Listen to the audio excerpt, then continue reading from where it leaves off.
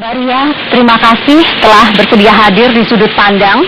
Mbak Ria hari ini pakai tutup kepala karena udah botak. Kepala dalam kondisi nggak enak karena mungkin ada efek obat.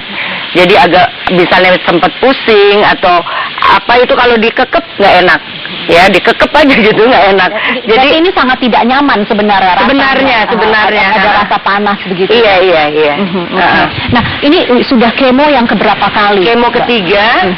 Sekarang lagi radiasi yang hari ini ke 12 karena kemarin kerendam air kabelnya. Banjir, iya. Terus nanti sambung lagi kemo lagi 3. Jadi istilahnya sandwich. Namanya sandwich terapi. Oke. Mbak Ria, sejak tanggal 16 Oktober 2014 Mbak didiagnosa menyandang kanker getah bening. 2, iya. Iya, 2 ini maksudnya? Waktu 30 September diangkat rahim di histerektomi.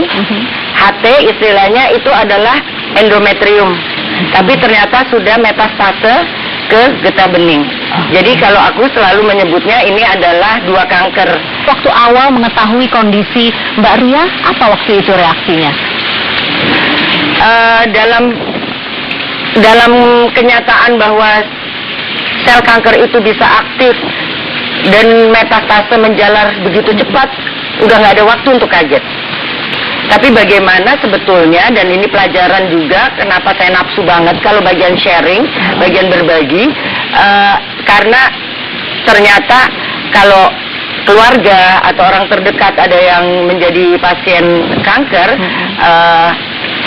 pasien kanker disebut sebelum sebagai cancer survivor ya. Kalau masih dalam pengobatan tuh masih pasien kanker, dia harus disupport dari orang-orang sekelilingnya. Itu penting banget, dan yang paling utama adalah karena pengobatan kanker ini tidak sebentar, dan kalaupun selnya tidak aktif, harus terus dicek dan harus terus dipantau, dan kemungkinan ada metastase. Jadi kalau kegirangan di awal, nol loh, langsung nol, oke lah nol. Jangan kecil hati dengan proses pengobatan.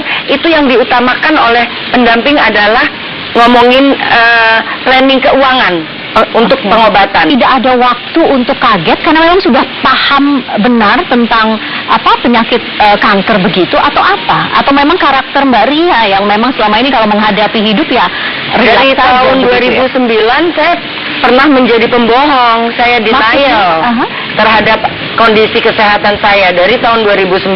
Apa yang terjadi pada tahun 2009? Ada penebalan dinding rahim, ada miom, saya bleeding selama 2 tahun, sampai akhirnya mungkin nggak bisa secepat misalnya kayak, yuk ada syuting ini tuh nggak bisa, harus ini tanggal menstruasi nggak ya, ini terus painkillernya harus banyak kayak gitu.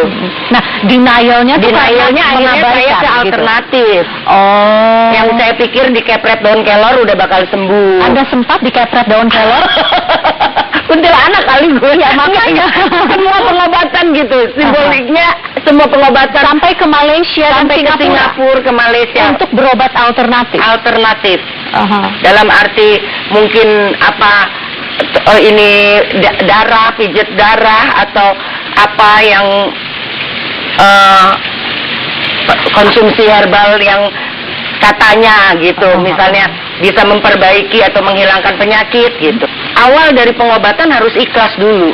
Nah, berapa lama sebelum saya bicara tentang pengobatan yang gratis sekarang ya, tapi berapa lama Mbak Ria itu harus menjalani pengobatan alternatif, dan berapa biaya yang dihabiskan waktu itu?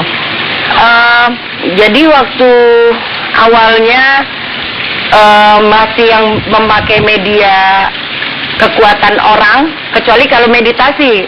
Aku juga lama tinggal di Bali, aku meditasi sama Pamangku Jero Mangku, itu enak banget karena memang kita kembali ke diri kita sendiri untuk bisa. Tapi kalau yang lain yang masih kekuatan dia yang walaupun menyebut atas nama Tuhannya masing-masing, itu aku udah habis 1 miliar. 1 miliar rupiah 1 miliar untuk pengobatan alternatif. Yang tetap aja rahim gue diangkat, tetap aja kankernya aktif, tetap aja malah tuh jalan-jalan tuh sel kanker sampai udah ke pelvic kanan, ke panggul ya. Gitu. Ada penyesalan Mbak Ria? Ada. Kalau nggak nyesel nanti gue nggak tobat. harus diseselin dulu dong kebodohan itu sehingga jadinya kita tobat.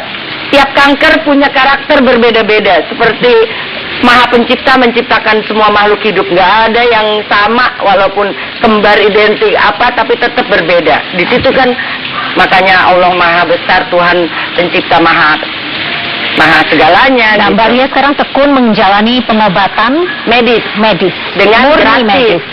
Dengan gratis, tidak keluar biaya sama sekali. Kenapa? Tidak Pak? mau keluar karena pertamanya saya pikir waktu angkat rahim sebagai kesempatan saya sebagai perempuan menjadi ibu biologis sudah nggak ada, sedih dong. Akhirnya saya pikir udah rahim diangkat terus suruh bayar.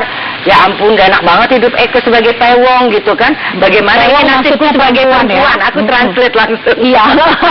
Bagaimana ini nasibku sebagai perempuan? Ya udah akhirnya aku coba.